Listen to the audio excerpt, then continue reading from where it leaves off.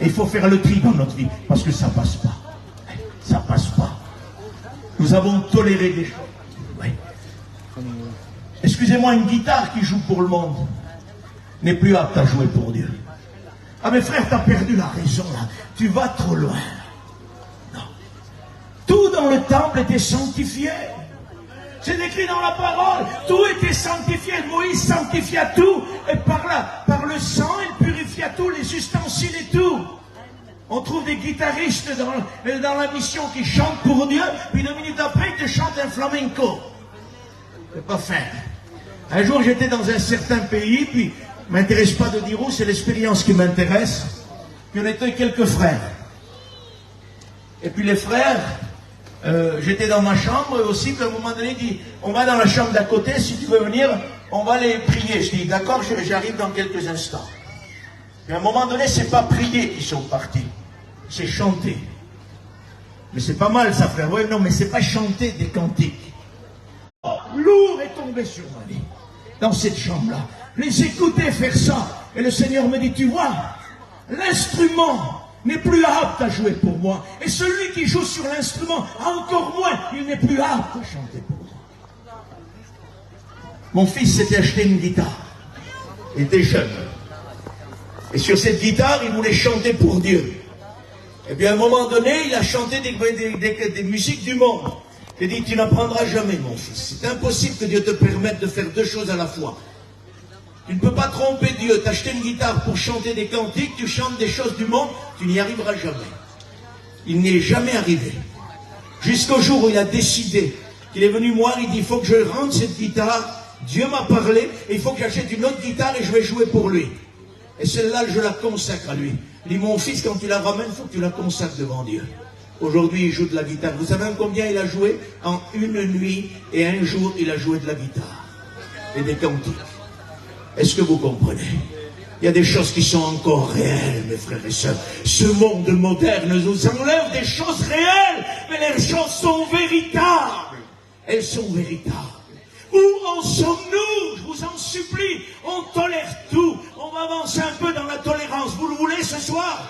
Vous êtes sûr? Est-ce que vous êtes sûr? Parce que il faut avoir votre approbation, hein? Parce qu'on ne peut pas faire marche arrière après, hein? Quand Dieu a parlé, il a parlé, hein? Il faut prendre des dispositions après. Êtes-vous d'accord? Je vous le redemande. Amen. Que Dieu soit béni. Où en sommes-nous, peuple du Seigneur, par rapport à la tolérance dans nos mariages d'aujourd'hui? Où en sommes-nous, peuple du Seigneur? Où en sommes-nous? Est-ce que nos mariages ressemblent à des mariages chrétiens? Ou est-ce qu'ils ressemblent à des mariages mondains? Qu'est-ce qui nous reste dans les mariages chrétiens? Sinon une prière pour les enfants rapide, et après, c'est comme tu veux, c'est le luxe, et c'est tout ce que tu veux. Des mariages à 20, 25, 30, et je suis en bas de l'échelle, parce qu'il y en a qui coûtent plus cher. Mais quand même, c'est le standard, 20, 30 000 euros, c'est quand même cher, c'est cher pour un mariage chrétien, ça. Écoutez Tarzan dire, son mariage a coûté moins de 10 euros. Moins de 10 euros. Bon, le mariage d'aujourd'hui, moins de 10 euros, il dit, mais t'as perdu la tête. Tu ne peux même pas mettre du gasoil pour l'acheter. Comprenez ça? Nous avons laissé trop faire. Nous avons trop toléré parmi les chrétiens. Nos mariages, elles font honte à ceux qui n'ont rien. Pardonnez-moi, ils font honte à ceux qui n'ont rien. L'apôtre Paul a dit, quand vous vous réunissez, c'est pour faire honte à ceux qui n'ont rien. C'est vrai. Nos mariages avec certains qui veulent acheter des robes à 15 000, à 10 000, à 4 000 euros, et qui veulent des salles à 7 000, et tout ce que tu veux. On en est où avec ça? Ça, c'est de la tolérance, ça. On peut avoir la plus bonne doctrine, et si on fait ça, on a toléré, peuple du Seigneur. C'est du laisser aller. Comprenez ça? Ce que j'ai contre toi, c'est que tu tolères. Oui, tu tolères. Comment se fait-il que nous n'avons pas agi? Comment se fait-il qu'on a laissé faire ça? Parce que c'est pas arrivé du jour au lendemain. Non, c'est venu peu à peu. Un certain chrétien a commencé à mettre la barre plus haute, à faire des choses plus en plus luxe, des choses plus grandes. On aurait dû agir tout de suite. Stop! Il faut que tu sois maîtrisé dans ta conduite. Et c'est encore plus grave quand c'est des serviteurs de Dieu qui font des mariages grandioses. Écoutez, il sévit aujourd'hui. Écoutez, je ne m'excuse plus, parce que c'est le mot de Dieu, moi il faut que j'avance ce soir. Je vous ai dit que ça va secouer, ça va secouer.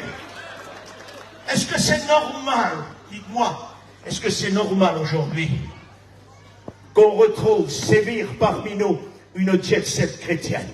Est-ce que c'est normal que les chrétiens vivent comme une jet-set chrétienne? Esaïe, est-ce que c'est normal? Non, c'est pas normal. La Bible condamne ces choses-là. Impossible de vivre en jet-set chrétienne en étant un chrétien. Jésus a dit, qu'est-ce que Jésus a dit? Les renards ont des tanières. Le Fils de Dieu n'a même pas un oreiller pour mettre sa tête. Il met le renard plus riche que lui. Aujourd'hui, nous les chrétiens, on roule en Ferrari, en Porsche, en tout ce que tu veux. D'une jet-set chrétienne, ça. Et ça passe pas à la porte, ça. Ça coince à la porte, ça. Non. Non, on n'a pas le droit. On n'a pas le droit. On n'a vraiment pas le droit. La jet-set chrétienne doit s'arrêter. Frère, tu veux qu'on marche à pied? Marche par pied. Mais quand même, soyons maîtrisés dans notre conduite, s'il vous plaît. Soyons maîtrisés. La vérité. Garçon, il y en a qui disent le garçon, et il a tout le temps vécu dans ça. Mais il est temps de changer. Tu roulais en Ferrari, roule en Mercedes, pour pas dire en Laguna. Choses anciennes sont passées. Chose nouvelle aujourd'hui. Faut que je brûle mon argent, frère. Ah non, pas du tout. Garde ton argent, mais vis à une manière chrétienne. Ton argent peut servir même pour l'œuvre de Dieu. Merci à Dieu. Mais toi, ne vis pas à une hauteur de jet-set chrétienne. Ça ne marche pas. On s'habille, nous les chrétiens, avec des vêtements à 2 000 3 000 euros, des parfums à 800 euros. La bouteille, Isaac, 800 euros. Si je chante pas bon avec ça, à côté de toi, c'est pas la peine. 800 euros. Parfait. Et c'est normal, Josué? Non, c'est pas normal. Pas normal du tout. Non, c'est pas normal. Écoute, je mets du parfum. Ça m'arrive d'en mettre. Il n'y a pas de problème. Mais un flacon à 5 euros, ça suffit. Comprenez ça? Parce qu'un flacon à 800 euros, j'aurais honte de le mettre sur moi. Parce que quand tu vas dans les pays étrangers, vous l'avez écouté dans le missionnaire. Moi, j'ai vu des bébés mourir pour 20 euros parce qu'ils n'avaient pas pour se soigner. Et nous, on se parfume à 800 euros, les chrétiens. C'est pas normal du tout. C'est pas normal du tout. Un chrétien n'a pas besoin d'un flacon à 800 euros. Parce que la Bible dit, ayez en vous le parfum du Christ. Et on sent le parfum de Jésus-Christ. Mais avec un parfum à 800 euros, on surpasse ça. On surpasse ça. Vous savez que Satan est en train de se faire bousculer là? Est-ce que vous le sentez que son royaume est en train d'être bousculé? Amen. Soyez avec nous ce soir. On va bousculer, on va se repentir, et on va dire à la tolérance zéro. Zéro. Ouais. On en est où? On en est où aujourd'hui?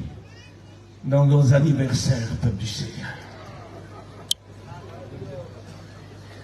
Des anniversaires à 50, 60 000 euros. Ça n'existe pas, frère. Un gâteau, ça ne vaut pas 50 000 euros. Oui, mais on ne se contente pas d'un gâteau. Il y a le cadeau. Vérité. On m'a rapporté, il y a quelque temps, qu'un futur étudiant avait fait un anniversaire et qu'il avait offert à son fils une voiture de 70 000 euros. Et il était prêt à partir aux études. Et les frères m'ont dit ça. J'ai dit, les frères, pardonnez-moi. Pour moi, il est disqualifié. Pour moi, il est disqualifié. Il ne peut pas aller à l'école. Est-ce que vous comprenez ça? C'est de la tolérance, ça. Mes frères, c'est pas interdit. Si quelqu'un désire l'œuvre d'évêque, il désire une œuvre excellente. Mais il faut que l'évêque ait 17 conditions d'admission au service. Et dedans, il y a la maîtrise de soi. Et quand on fait ça, on n'est pas maîtrisé de soi. J'ai dit, si c'est moi, il est disqualifié. Il reste assis pour plusieurs années. Est-ce que vous comprenez? On a besoin d'arrêter la tolérance. C'est nous qui poussons la tolérance parce qu'on n'agit pas. Parce qu'on n'agit pas. On s'est habitué, peuple du Seigneur, à vivre comme le monde vit. Il faut vraiment que nous puissions. Est-ce que je peux continuer, les frères? On peut continuer quelques instants. Nous avons besoin de prendre des initiatives. Amen. Est-ce que vous êtes d'accord pour améliorer? Amen. On ne va pas sortir de ce chapiteau en arrivant à zéro tolérance. Mais il faut démarrer à améliorer ce soir. Vous comprenez? Il faut prendre une décision. Parce que vous savez ce qui est grave là? C'est qu'il est dit, je lui ai donné du temps pour qu'elle se repente.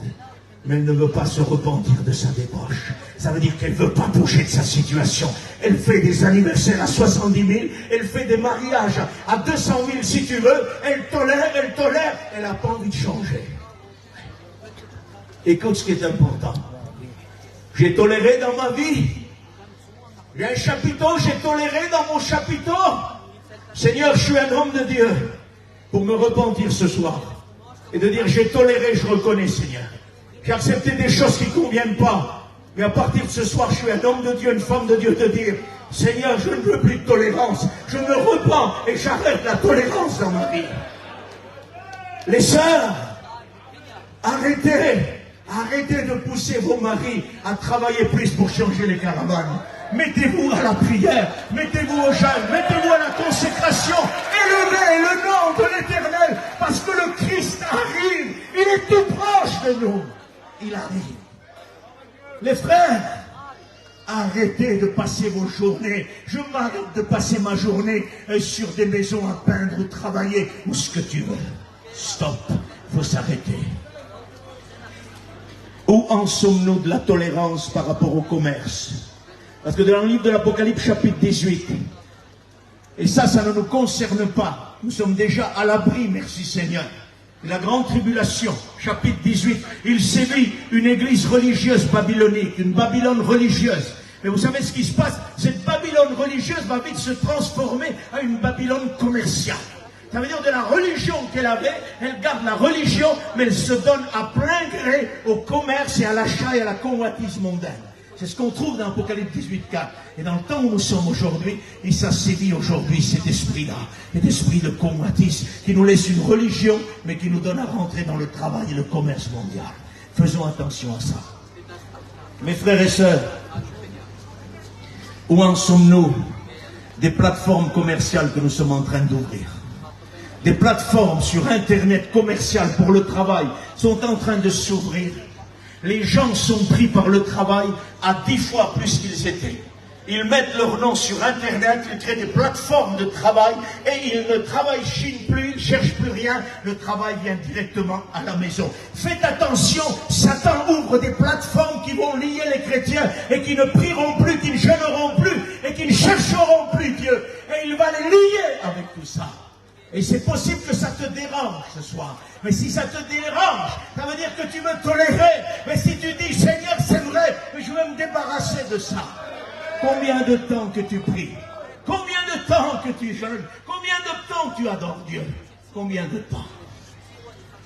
Frère, je le faisais il y a quelques années. Aujourd'hui, tu sais, les enfants ont grandi, il faut faire des mariages, bien sûr, à la somme que j'ai dit. Donc, frère, c'est compliqué, tu vois, donc j'ai plus trop le temps de prier.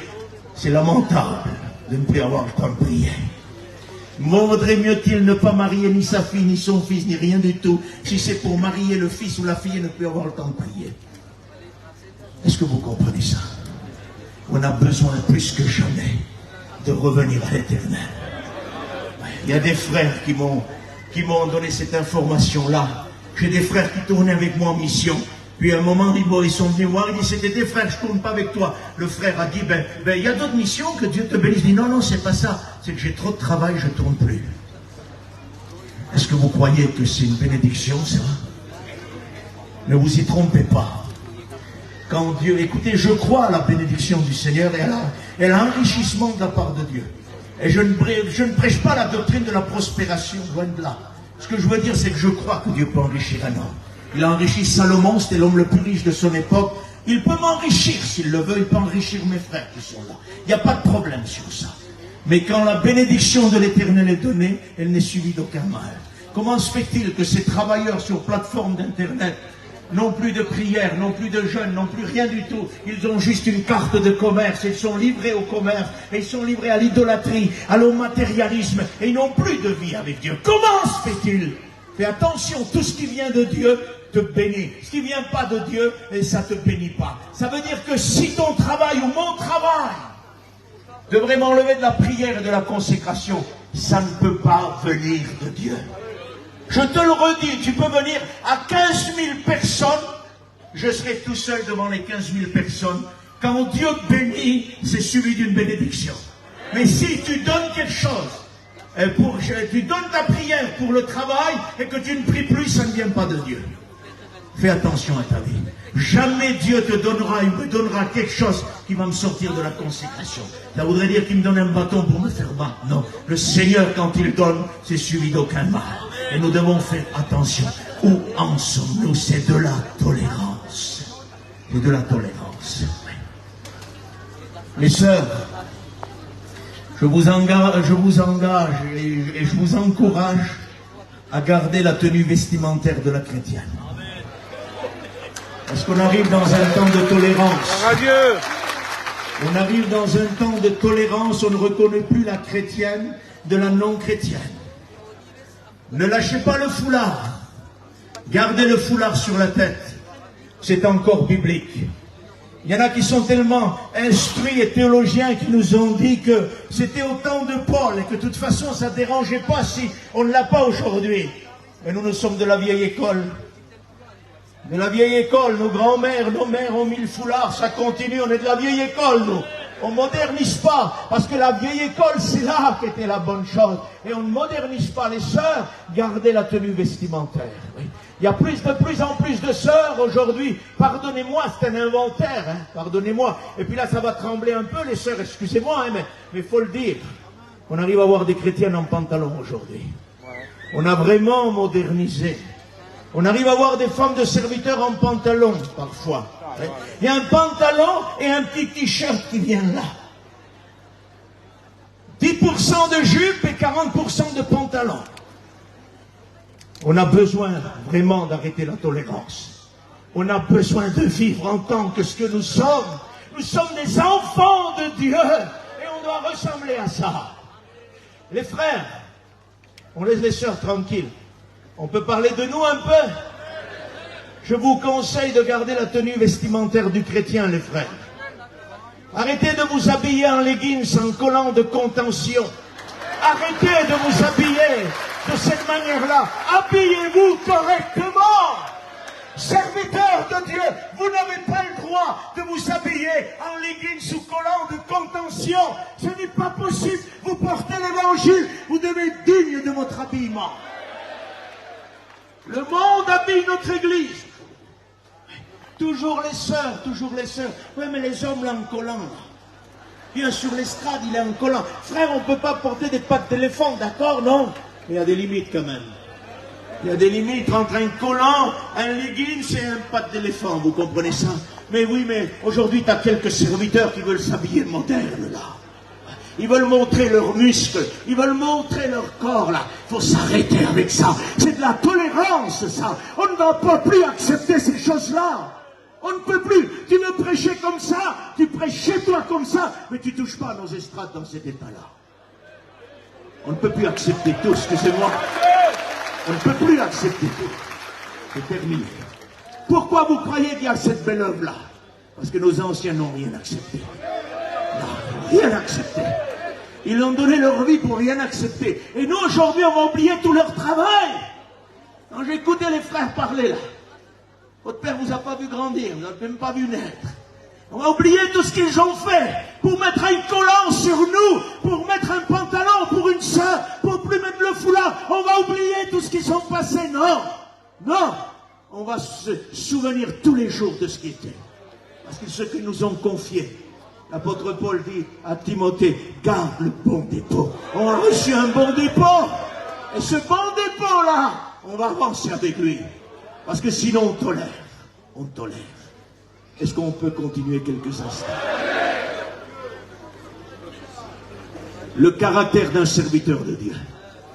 Je le redis, je n'engage pas les anciens ce soir. Il y a des jeunes avec moi. Je vous parle à vous. Le caractère d'un serviteur de Dieu. Il y a trop de caractère impulsif aujourd'hui. Trop. Et le caractère d'un serviteur, c'est doux. C'est doux, c'est pas un ours, non. Aujourd'hui, le caractère est devenu impulsif des serviteurs de Dieu. Ils adorent la querelle. Ils aiment la querelle. Un serviteur du Seigneur ne doit pas avoir de querelle. comment se fait-il que nous tolérons que parfois un serviteur de Dieu élève la voix, s'enrage contre un autre serviteur de Dieu ou une chrétienne ou un chrétien et ça passe comme ça et on n'agit pas. On n'a pas le droit d'agir. C'est de la tolérance si on n'agit pas. Est-ce que vous comprenez ça? Comment se fait-il qu'on a toléré que des sœurs prophétisent, que des frères prophétisent et que dehors, n'importe quoi est dit par leur bouche? Ils insultent leurs enfants, ils disent des atrocités et après dans l'église ils prophétisent. Attention, Saül a prophétisé. Et à un moment donné, dès qu'il arrêtait de prophétiser, il veut tuer David. Ne sois pas celle ou celui qui prophétise et qui est capable de tuer ton frère après. Non. Quand tu prophétises, tu te mets devant Dieu. De toute façon, écoutez, pour être biblique et doctrinal, la Bible dit que la prophétie doit fonctionner, doit agir avec la foi. Ça veut dire que notre foi doit être basée sur la parole de Dieu pour croire que ça vient de Dieu, d'accord? Mais il faut que la sœur, le frère, il ait une notion de la parole de Dieu. On ne veut pas dire n'importe quoi dans la prophétie. Donc on ne vous demande pas d'être des lecteurs de 24 sur 24 de Bible, mais quand Dieu vous a fait un don de prophétie, dans les temps où nous sommes, vu la séduction satanique qui traîne, vous avez tout intérêt de lire la parole de Dieu. Parce que vous saurez en l'instant même que la prophétie qui vient de Dieu ou elle ne vient pas de Dieu. Il y a deux sources, écoutez. Et quand on est léger en Dieu, il y a deux sources qui peuvent agir. Quand on est fondé en Dieu, il n'y a qu'une seule source. Mais quand on est léger en Dieu, il y a deux sources qui peuvent agir. Que Dieu nous aide et que Dieu nous fasse grâce. Il n'est pas tard, je vais continuer. De toute façon, on ne peut pas s'arrêter là. Comment se fait-il qu'aujourd'hui l'Église met le calendrier grégorien devant ses yeux? Elle fête toutes les fêtes du calendrier grégorien. Comment se fait-il que l'Église se conforme aux fêtes du calendrier? Comment se fait-il que les chrétiens se conforment aux fêtes du calendrier? Et ce soir, j'aimerais vous parler, moi, d'une fête qui me revient souvent quand je prêche. Je ne sais pas pourquoi, elle me revient tout le temps. Ça doit être embêtant sûrement pour nous, ça. 14 février. Ça vous dit quelque chose? Ça dit quelque chose, hein? Ah oui. Le petit Cupidon, Saint-Valentin, Église du Seigneur. Est-ce que c'est normal que des chrétiens fêtent la Saint-Valentin? Est-ce que c'est normal que des serviteurs de Dieu fêtent la Saint-Valentin? Ce n'est pas normal du tout. Nous avons toléré ces choses. La Saint-Valentin est une fête souillée. Le petit Cupidon a sa valeur en grec du dieu Eros. Le dieu Eros, je ne peux même pas citer ce qu'il instruisait dans ses enseignements. C'est un dieu païen souillé jusqu'au cou. Et aujourd'hui, le petit Cupidon, au restaurant, chérie, on va au restaurant, et tout ce que tu veux. Arrêtez avec ça. Arrêtez avec ça. Arrêtez avec ça. C'est une honte. C'est une honte. C'est une honte. Nos anciens n'auraient jamais accepté ça. Et nous, nous tolérons ça. Les serviteurs de Dieu se fâchent quand il dit ça, certains. Ils exagèrent. Il exagère, mais qu'est-ce qu'il veut? C'est parce qu'il va au restaurant, Nicodème, lui. Et il prend un restaurant à 600 €.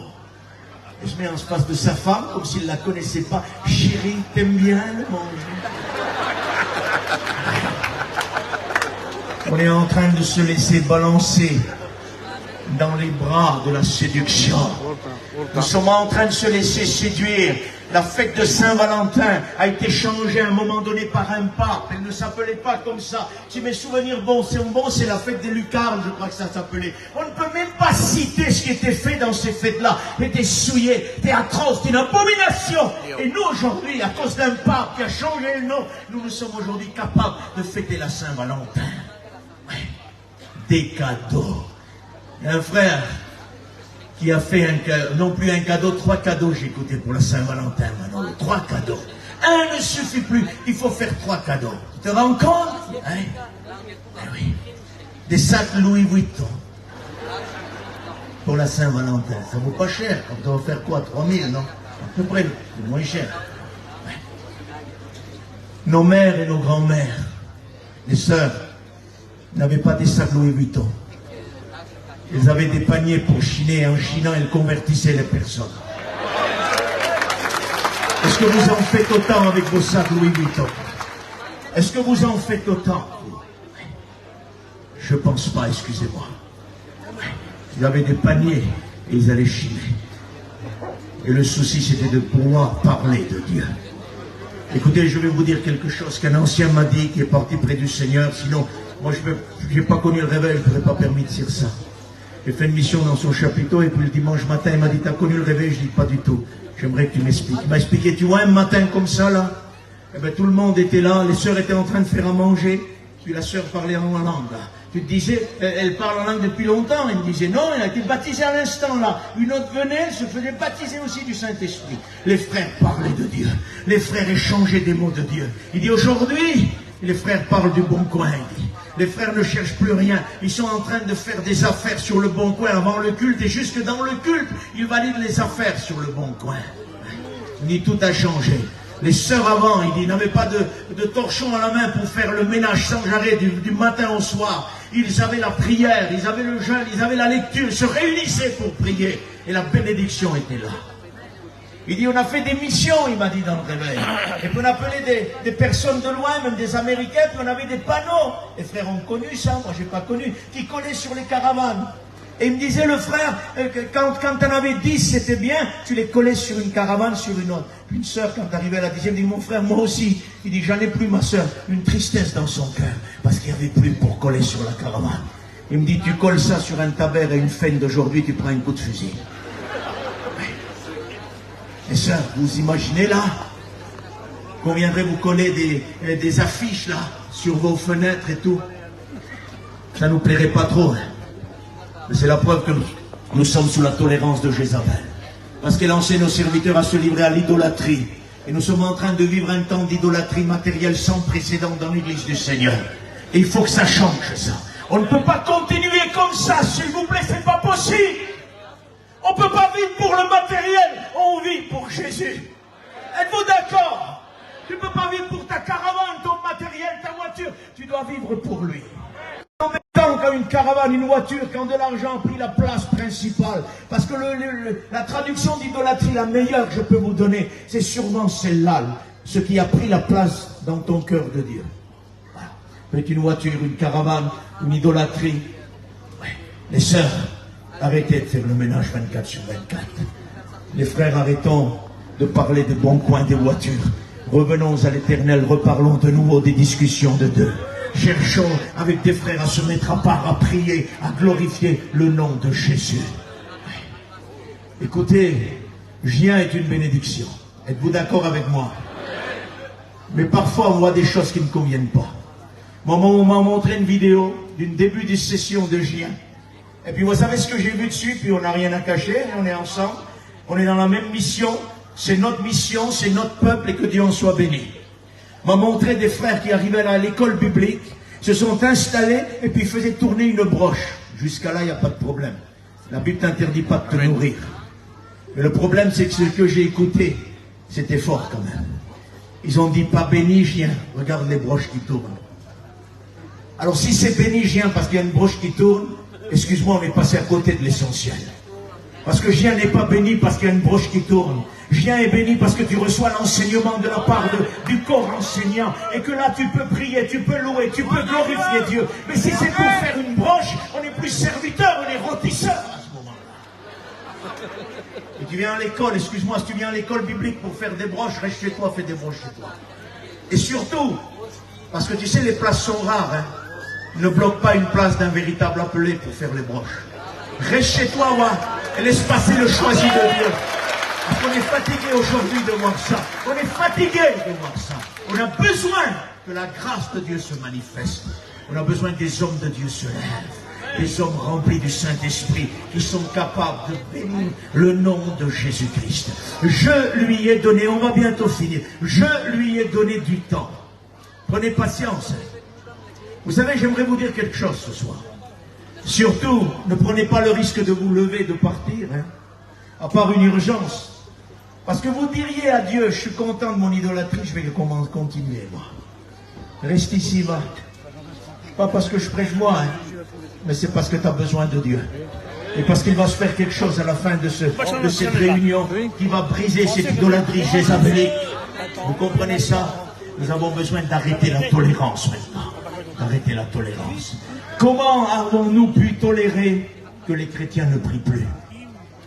On va maintenant prendre dans la pratique spirituelle, parce qu'on n'a pas trop le temps. J'aimerais pas que vous vous agitez. Ça serait trop dommage. Que vous commenciez à bouger, que vous vous leviez, que vous partiez, que certains partent. Parce que vous savez, c'est gênant quand quelqu'un part. Et j'aimerais surtout pas que vous faites ça. Pour votre vie à vous. Vous comprenez ça? On va rentrer un peu dans la pratique de la vie chrétienne maintenant. Comment se fait-il qu'on a toléré des chrétiens qui ne prient plus? Comment se fait-il qu'on a toléré des serviteurs de Dieu qui ne se tiennent plus devant Dieu? Comment se fait-il qu'on a toléré des serviteurs de Dieu qui ne jeûnent plus, qui ne prêchent plus avec l'onction, avec la puissance de la parole de Dieu, mais qui ont remplacé ça par l'ordinateur, et que l'ordinateur leur sort leur message parce qu'ils n'ont pas le temps de tirer le message? Ou alors, parce qu'ils n'ont pas le temps, ils vont commencer à copier un tel. Oui, parce qu'il y a des copistes, des copieurs. Et ça s'appelle des magiciens dans la Bible, ça. Et le livre de l'Apocalypse dit dehors les magiciens.